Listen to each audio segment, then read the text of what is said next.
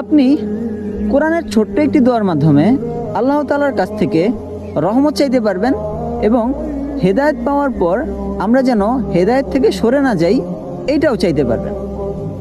দোয়াটা হচ্ছে রব্বানা লা তুযিগ কুলুবানা বা'দা ইয হাদাইতানা ওয়া হাব লানা মিন লাদুনকা রাহমাহ ইন্নাকা আনতাল ওয়াহ্হাব।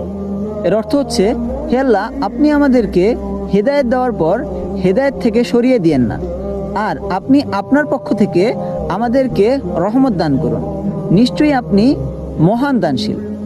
কত সুন্দর এই দোয়া এবং এই দোয়ার অর্থ। তাই আপনি চাইলে প্রত্যেক দিন আল্লাহ তাআলার কাছে আল্লাহ তাআলার রহমত চাইতে পারেন এবং এই দোয়ার মাধ্যমে আপনি এইটাও চাইতে পারেন যে, হে আল্লাহ, আপনি আমাকে হেদায়েত দেওয়ার পর হেদায়েত থেকে সরিয়ে দিয়েন না। কারণ আমরা অনেকেই আছি, আমরা হেদায়েত পাওয়ার পরেও দেখা যায় আমরা হেদায়েত থেকে সরে যাই, আমরা আবার গুনাহ কাজে লিপ্ত হয়ে যাই। তাই আমাদের বেশি বেশি এই দোয়াটা করা দরকার, রব্বানা লা তুযিগ কুলুবানা বা'দা ইয হাদাইতানা ওয়া হাব লানা মিন লাদুনকা রাহমাহ ইন্নাকা আনতাল ওয়াহ্হাব।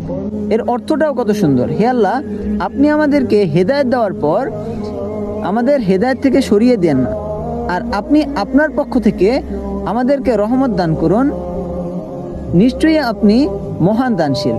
তাই আপনিও চাইলে এই দোয়াটা প্রতিদিন পড়তে পারেন।